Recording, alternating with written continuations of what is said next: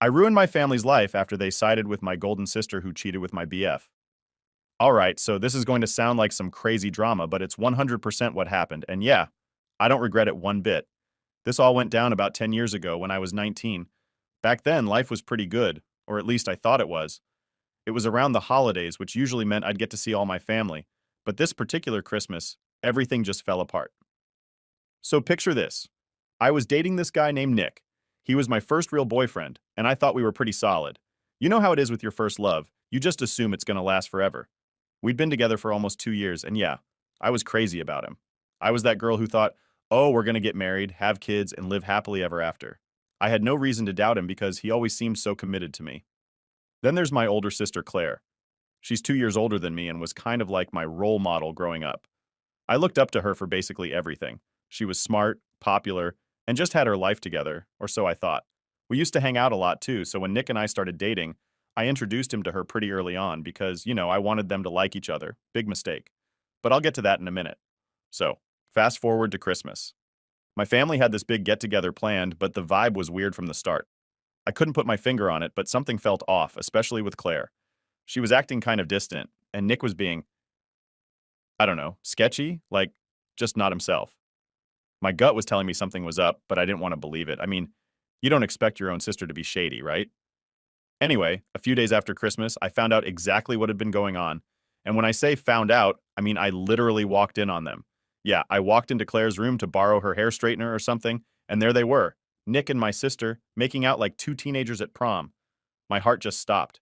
It was one of those moments where time kind of freezes, you know? Like, you can't believe what your eyes are seeing. I didn't even say anything at first. I just stood there, staring at them, trying to process what was happening. I mean, what do you even say in a situation like that? They didn't notice me for a good few seconds. But then Nick looked up and froze. Claire did too. And the look on her face? She looked like a deer in headlights. There was no denying what was going on. It was right there in front of me. My boyfriend and my sister. I just remember feeling this wave of anger, sadness, and shock all at once. My chest felt tight, and I thought I was going to throw up. I managed to choke out something like, "Are you serious?" And then I just bolted out of the house. I didn't know where I was going, I just needed to get out of there. My mind was racing, and my heart was shattered. The two people I trusted the most had stabbed me in the back, and I didn't know how to handle it. Later that night, my parents found me. I'd been sitting in my car for what felt like hours, just crying and trying to make sense of everything. When they knocked on my window, I thought, finally, they're here to comfort me. But no, they didn't. Instead, they told me to calm down and think rationally. Rationally? Seriously? They tried to convince me that these things happen and it's just a guy. But it wasn't just about Nick. It was about Claire, my sister, betraying me in the worst way possible. They kept saying things like, family is family, you have to forgive her. Like, what the hell? How was I supposed to forgive her for this? I was furious. I felt like I had been tossed aside, like my feelings didn't even matter. It got even worse when Claire had the nerve to come to me and say, I'm sorry, but we didn't mean to hurt you. Nick and I just have feelings for each other. Feelings for each other? Are you kidding me? They'd been sneaking around behind my back and now they were in love? I couldn't even look at her. I told her she was dead to me and that I never wanted to see her again. And I meant it. But of course, my parents weren't having it. They kept pushing the whole family forgiveness thing, saying I was being dramatic. My dad actually told me to grow up. My own dad. It felt like I was losing my entire family in one go. I couldn't believe they were siding with her. It was like I didn't matter at all. I'd lost my boyfriend, my sister, and now my parents too. I was alone. For months, I didn't know how to cope. I was depressed and just numb. I stopped talking to everyone. I'd go to work, come home, and just stay in bed. I'd cry until I couldn't anymore. The only person I really had during that time was my best friend Sam. She was the one who made sure I was eating, made sure I was getting out of bed, but it wasn't enough. I couldn't shake the feeling that I was worthless, like maybe they were right and I was just being dramatic. Eventually, it all got too much for me. One night, I just broke. I didn't see a way out of the pain, and I thought the only way to make it stop was to end it. So I wrote this long letter explaining everything about Claire, about Nick, about how betrayed I felt by everyone, and I scheduled it to post on Tumblr after I was gone. Then I swallowed a bunch of pills, laid down, and just waited for it all to be over. But Sam, being the amazing person she is, found me. She called 911, and I guess they got to me just in time because I woke up in the hospital the next morning. I was groggy and confused, but I was alive. They put me on suicide watch after that, and honestly, it was the best thing for me at the time. I needed help. I needed to be away from everything and everyone who had hurt me. My grandparents were the only ones who visited me while I was there. Not my parents, not Claire, just my grandparents. They didn't try to force me to forgive anyone. They just sat with me, let me talk, and actually listened. They saved me in more ways than one. They picked me up when I got discharged and took me to live with them. I cut off everyone else, and for the first time in months, I felt like maybe I could start to heal. So after I got out of the hospital, like I said before, my grandparents took me in. I can't even explain how grateful I am for them. They didn't try to force anything, didn't push me to talk about stuff if I wasn't ready. They were just there for me. I was still struggling a lot mentally, but for the first time, I felt like I had some kind of support system. But even though I was safe and in a better environment, the fallout from everything was just getting started. See, I had completely cut off my parents and Claire. I blocked them on everything: Facebook, Instagram, my phone, all of it. I didn't want to hear a single word from them. I was done.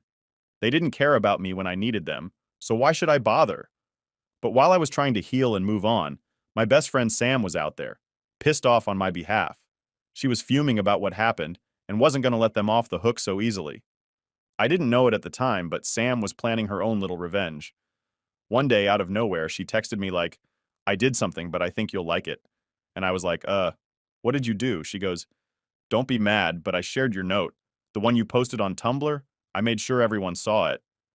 I was kind of shocked at first. Like, I didn't want to air my dirty laundry to the world, you know? But the more I thought about it, the more I was like, screw it.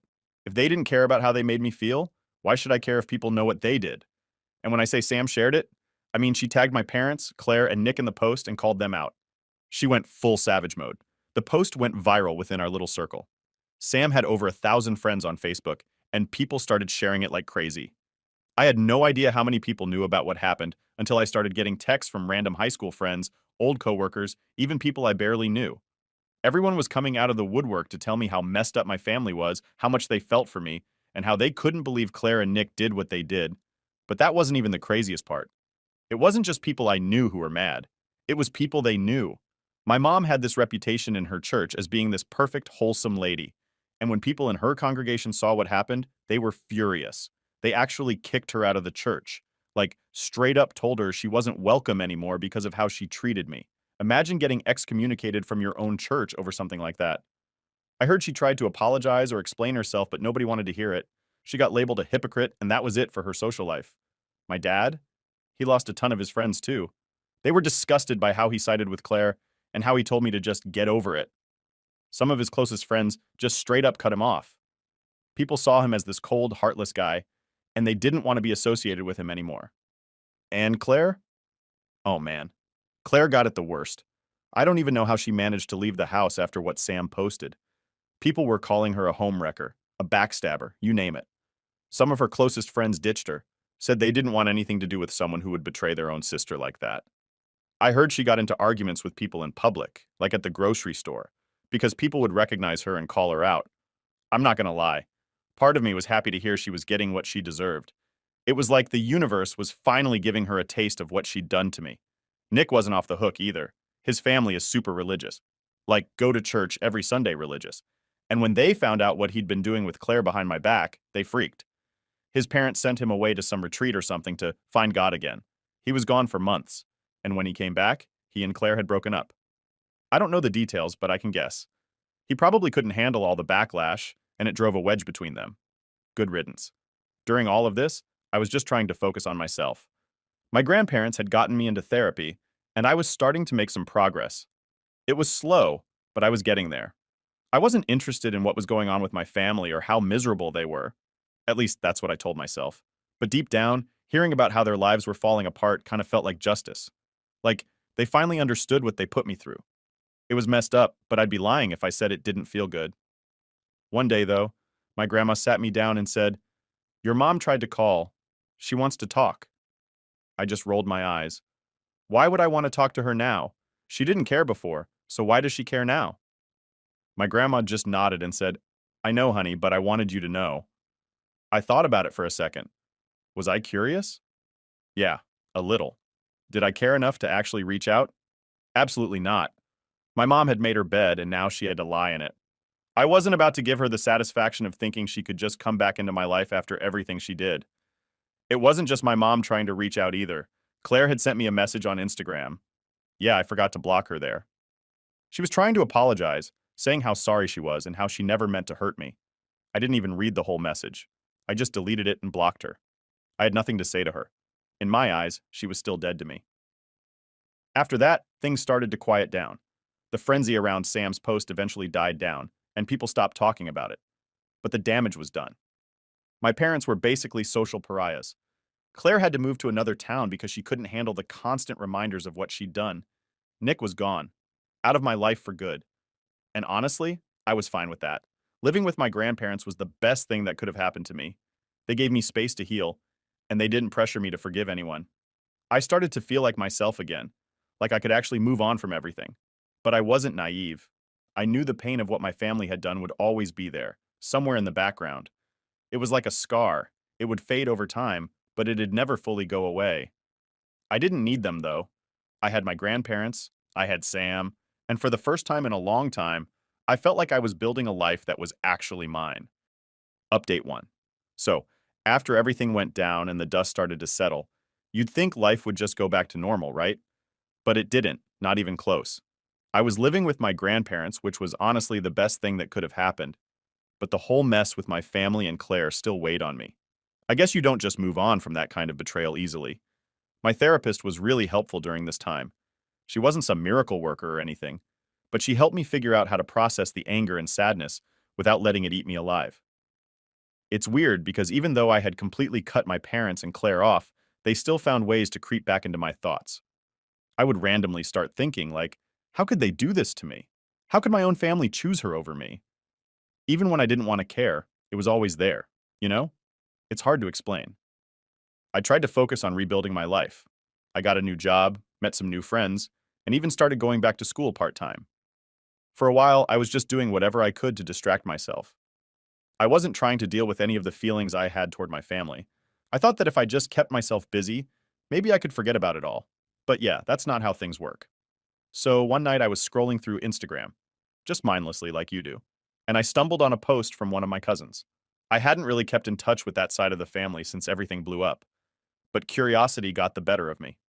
I clicked on the picture and there it was, a family reunion. Everyone was there, smiling, having a great time. Everyone except me. Now, don't get me wrong, it wasn't like I wanted to be at that reunion. There's no way in hell I would have gone, even if they begged me. But seeing that picture made me realize just how much I'd been cut out of their lives. It was like I didn't exist anymore. My family had gone on without me, and they didn't seem to care. It was like I'd been erased. That hit me harder than I thought it would. I ended up venting to Sam about it the next day, and she was like, "Screw them. You're better off without people like that. You've got your own life now." And she was right, I knew that. But still, it stung. I didn't even realize how much I still cared until I saw that stupid Instagram post. It wasn't that I wanted to be close to them again. It was more that I couldn't believe how easily they had moved on, like nothing ever happened. But things got weirder after that. About a week later, my dad called. Yeah, my dad, the same one who told me to grow up and take back Claire after everything she'd done. I didn't pick up, obviously. I let it go to voicemail, and when I listened to it later, he was basically begging me to talk. He said stuff like, "We've been thinking about you, and we miss you and want to make things right." For a second, I thought about calling him back, but then I remembered what happened the last time I tried to talk to them. The gaslighting, the guilt trips, the way they made me feel like I was the problem for not forgiving Claire.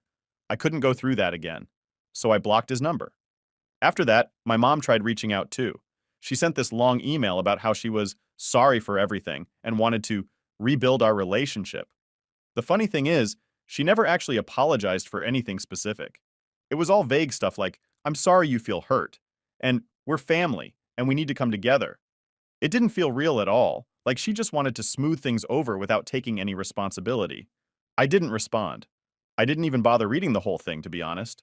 I just forwarded it to my therapist and deleted it. I knew if I let myself engage with them again, I'd just fall back into the same toxic dynamic, and I was finally starting to get my life together.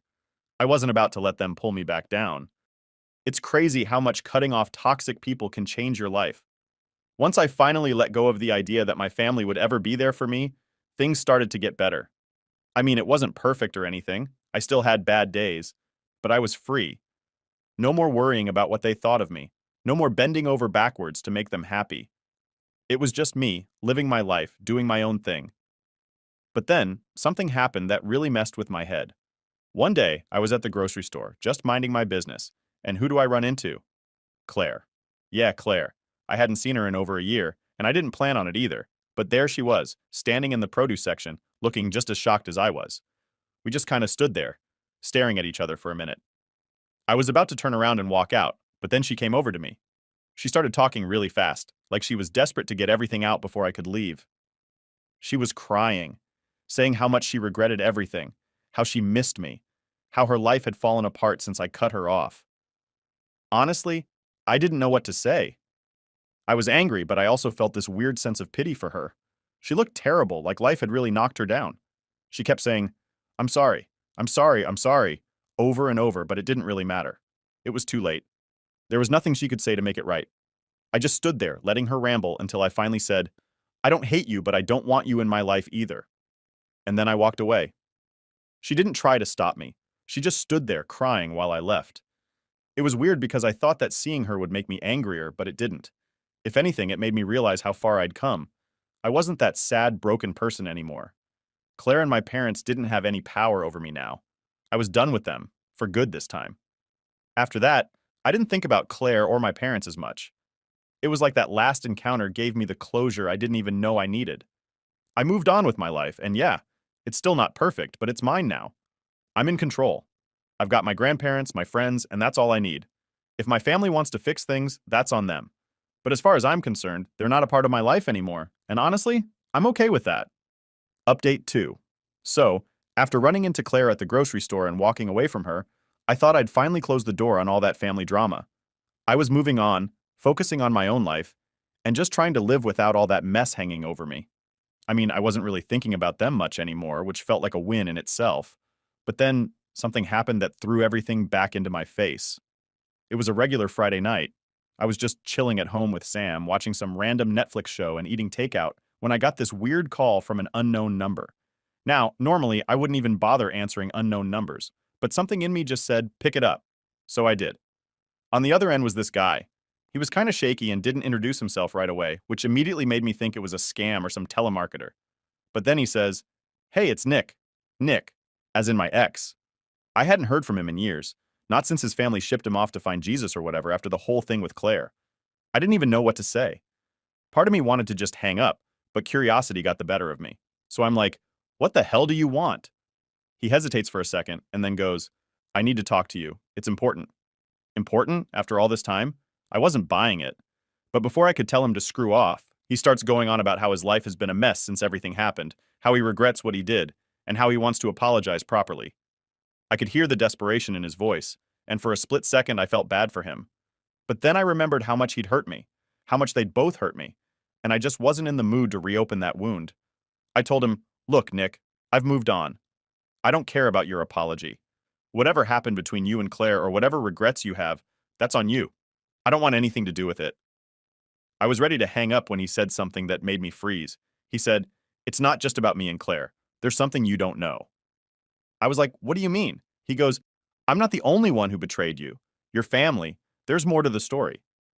Now, at this point, I didn't even want to believe him. I thought he was just trying to drag me back into the drama. But something in his voice, the way he said it, it didn't feel like a lie. Against my better judgment, I agreed to meet up with him the next day. I don't know why. Maybe part of me needed to hear whatever it was he had to say, just to get full closure. Or maybe I was just curious. Either way, I was about to walk into something I wasn't prepared for. The next day, we met up at a coffee shop. I hadn't seen Nick in so long, and when I did, he looked different. Like life had chewed him up and spit him out. He was thinner, had bags under his eyes, and just looked worn down. Part of me wanted to feel sorry for him, but the other part remembered how he betrayed me, so I kept my guard up. We sat down, and there was this really awkward silence for a minute. I could tell he didn't know how to start. Finally, I was like, "You said there's something I don't know, so just say it." He took a deep breath and started talking. And what he told me, well, it completely blindsided me. Apparently, my parents knew about Nick and Claire way before I found out. They'd known for months, maybe even longer. And not only did they know, but they actually approved of it. My mom had encouraged Claire to go after Nick because she thought we weren't compatible or whatever. She thought Claire would be a better match for him, and that I was being clingy with Nick. My own mother had been playing matchmaker behind my back, trying to set my boyfriend up with my sister. I couldn't believe what I was hearing. I felt like the room was spinning. I interrupted him like, "Wait, are you saying my mom was okay with you cheating on me? With my sister?" He nodded, looking down at his hands, and said, "Yeah, I didn't want to go along with it at first, but Claire kept pushing and your mom kept saying it was for the best. I know that doesn't excuse anything, but I didn't think you knew." I just sat there staring at him, my mind racing. All this time, I thought the betrayal was just between Nick and Claire. I had no idea my mom had been orchestrating the whole thing behind the scenes. I felt like such an idiot. How could I have missed that? How could I have thought my parents were just passive in all of this? Nick kept talking, saying how he regretted it and how he wished he'd never gone along with it, but I wasn't listening anymore. I was too busy trying to process what he'd just told me. My own family, my own mom, had sabotaged my relationship because she thought Claire was better for Nick than I was. Eventually, I cut him off. I didn't need to hear anymore. I thanked him for telling me and walked out of the coffee shop. My mind was spinning, and I felt like I was going to explode. I couldn't believe how deep the betrayal went. It wasn't just about Nick and Claire anymore. It was about my whole family being in on it, watching me fall apart and doing nothing to stop it, actually encouraging it. When I got home, I sat in my car for a long time, just thinking. I wanted to scream, to punch something, to do anything to let out the anger I was feeling, but instead, I just sat there numb. I didn't know what to do. Part of me wanted to confront my parents, to blow up at them and demand answers, but the other part of me knew it wouldn't make a difference. They'd just gaslight me again, tell me I was overreacting, like they always did. I didn't know what my next move would be. All I knew was that this betrayal went way deeper than I ever imagined, and the people I thought I could never trust again had somehow managed to hurt me even more. Update 3. So after I found out my own mother had been behind the whole thing with Claire and Nick, I felt like I was living in a bad movie. I couldn't sleep that night. I kept replaying everything in my head. The betrayal, the lies, the manipulation. I mean, who does that to their own kid? It wasn't just about a guy anymore. This was about my entire family, my own mother, actively trying to screw me over and thinking it was okay. I woke up the next morning feeling like I was going to explode. I didn't care about moving on or staying calm anymore. I was pissed, and I needed answers. So I did what I knew I probably shouldn't. I drove over to my parents' house. I hadn't been there since I'd cut them off, but I couldn't just sit around anymore. I needed to know why. When I got there, I didn't even bother knocking. I had a key, so I just let myself in. My parents were in the kitchen, making breakfast like it was any other day, completely unaware of the bomb that was about to drop. They looked shocked to see me, especially my mom. My dad kind of gave me this awkward smile like he wasn't sure if he should be happy I was there or scared. I didn't waste time on small talk. I just blurted it out. "Did you know about Claire and Nick? Did you set them up?" My mom's face went pale. She didn't answer right away, and I could see the gears turning in her head, trying to figure out how to spin this. My dad looked confused, like he didn't even know what I was talking about. But my mom? She knew. "Why does that matter now?" she finally said, trying to brush it off like it was no big deal. I lost it. I slammed my hand down on the table and shouted, "Why does it matter? Are you serious? You ruined my life. You stood by and watched while I was falling apart, and you did nothing. You let Claire and Nick hurt me because you thought it was for the best?" My dad's face changed when I said that. He looked at my mom like he was piecing it together, like he hadn't known the full story either. "What is she talking about?" he asked her. My mom tried to calm me down. She started talking in that condescending voice she always used when she thought I was being dramatic. She said, "You were too attached to Nick. It wasn't healthy. I thought if Claire was with him, you'd finally see that he wasn't right for you. I didn't mean to hurt you. I was doing what was best for you." That's when it clicked for me. She didn't even think she'd done anything wrong. In her mind, she was helping me by destroying my relationship and pushing Nick toward Claire. She wasn't apologetic, she wasn't sorry. She was justifying it, like she was some kind of hero in this twisted story she'd written. I turned to my dad and asked, "Did you know?" He looked at me, then at her and said, "No, I didn't. I had no idea she was involved." He looked like he was about to be sick. It was like I'd punched him in the gut. At this point, I didn't even care anymore. There was no excuse that could make any of this okay. I was done trying to understand. My mom kept talking, trying to explain how she was just looking out for me and doing what she thought was best. But I wasn't listening. All I could think about was how I'd spent so many months hating Claire and Nick, when the real mastermind behind all of it was sitting right in front of me the whole time.